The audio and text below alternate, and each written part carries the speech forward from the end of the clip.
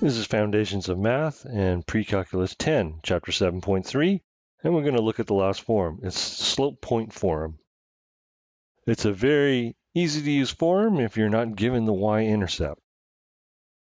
And the form is y minus y1 equals m and times in brackets x minus x1 in brackets. And the best way is look at an example. What is the equation of the line going through 2, 3, and 5, negative 2, and then graph it? So the slope, we'll call this x1, y1, x2, y2. So we have negative 2 minus 3 over 5 minus 2. This gives us negative 5 over 3. So the equation, and we can pick either point, but for this one, we'll just pick the first point. Y minus 3, because this is y1, y1 equals, and we put in the slope, negative 5 over 3. That's the slope there. X minus x1, that's 2. And there's your equation. And we need to plot it. Well, we can just plot our original points. 2, 3, and 5. 1, 2, 3, 4, 5, negative 2. And just draw our line through the points. And you can see we get our slope calculation from 1, 2, 3, 4, 5 down, and 1, 2, 3 across. Next problem. A car has been averaging 10 liters of gas per hour for 3 hours. There is 45 liters of gas remaining in the tank. Determine an equation, draw a graph, and about how long before they run out of gas, and how much gas did they start with. So the equation, we have gas. And we know we have 45 liters, so minus 45 liters. We're using 10 liters, so that's minus 10. And we have T, and we know we're at 3 hours, so minus 3. So that's your equation.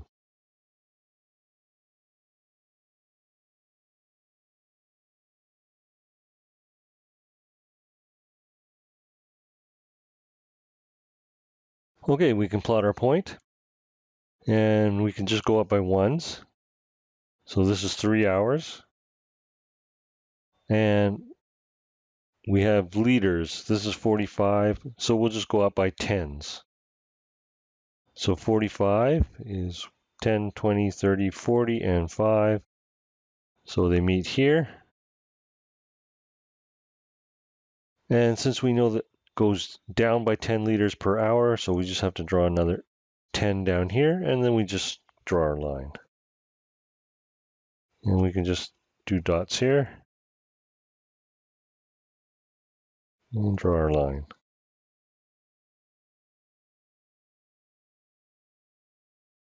Okay, so this is 3 and 45. This is 4 and 35. We can work backwards, and we see that we're at 0, 10, 20, 30, 40, 50, 60, 75. Or we can also substitute. And we're going to substitute t equals 0.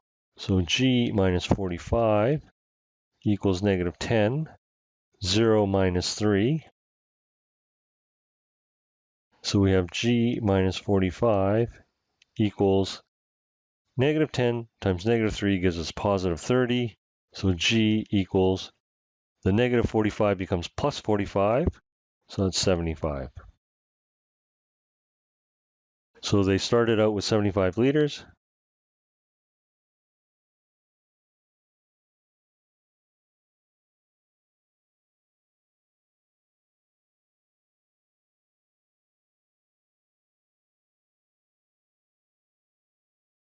And when will they run out of gas? Well, we have time here, 1, 2, 3, 4, 5, 6, 7 and a half. So this is 7.5 hours and 0. Again, we can just substitute. And we're substituting g equals 0. So 0 minus 45 equals negative 10, t minus 3. This is minus 45. We have minus 10t, and we have plus 30. So we have negative 30 on this side, so that's negative 75. Divide both sides by negative 10, and we get 7.5. Okay, so we need to take 7.5 and subtract our current time. This needs a bracket here.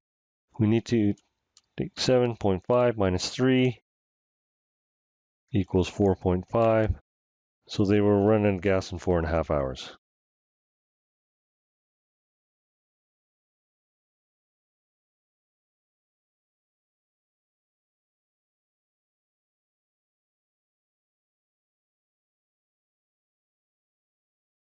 Let's look at some more examples. Joe was hand-line ice fishing. He let the line out for 15 seconds but forgot to measure the depth. No problem, he just let out the line for another 10 seconds at the same rate to get to the end of his reel. His fishing line is 45 feet. Determine an equation, then determine how many seconds he needs to pull the line in to get the bottom of the line to be at 27 feet. So our slope, m, equals 45 feet, and he was letting it out for 25 seconds. So this is 9 over 5 feet per second. Since the known point is at the very end, this is d minus 45 feet equals 9 over 5 feet per second, and t, and we know the end time was 25 seconds. So that's our equation. We substitute. D equals 27 because that's how far out we want it. So 27 minus 45 equals 9 over 5, t minus 25. Simplify this, this is negative 18. Okay, I'm just going to leave this as 9 over 5, t minus 25 for now. And since this is a multiply, I'm going to do the multiply first rather than distributing. So we have to multiply by 5 over 9.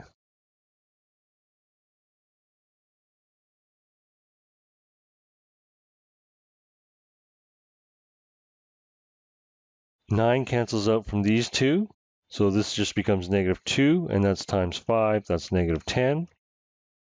T minus 25, so t equals, and this becomes positive 25, minus 10 is 15.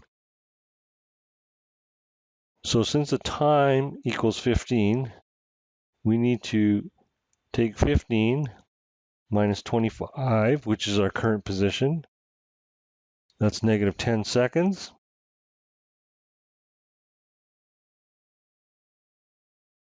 So he has to pull the line back in for 10 seconds.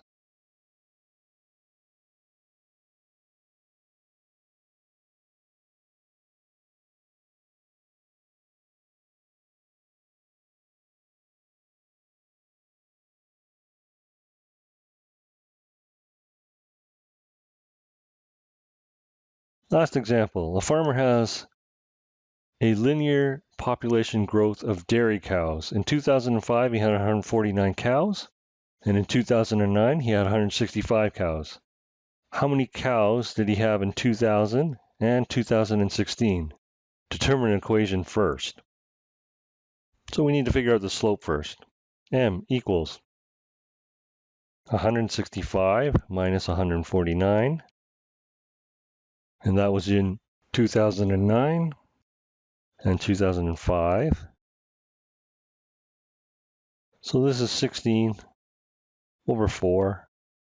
So this is 4 cows per year.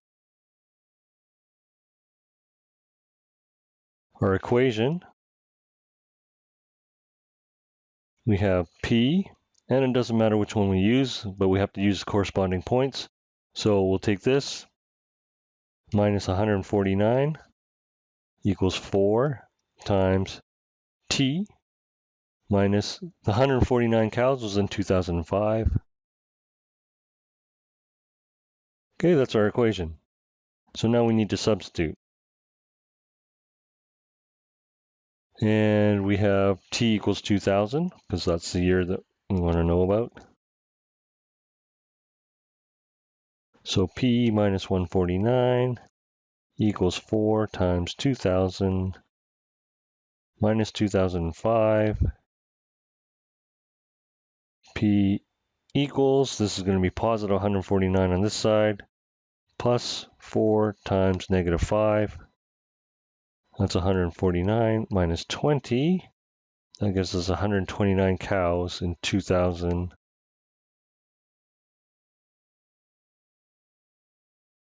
And we'll do the other substitution. T equals 2016. So P minus 149 equals 4 times 2016 minus 2005. P equals 149 plus 4 times, that's 11. So 149 plus 44. That gives us 193 cows in 2016.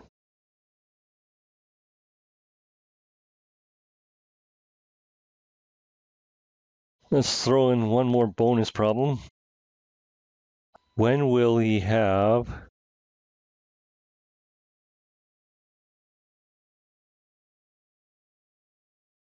213 cows? So 213 minus 149 equals 4 times T minus 2005. 213 minus 149. This is 4 and 6 equals 4 T minus 2005. So we need to divide both sides by 4. So we're going to just bring that up here. This is 16 equals T minus 2005. So we're going to bring the 2005 over to this side. And we're going to add it to 16. So this is 20, 21. We'll have 213 cows in 2021. And that completes this lesson.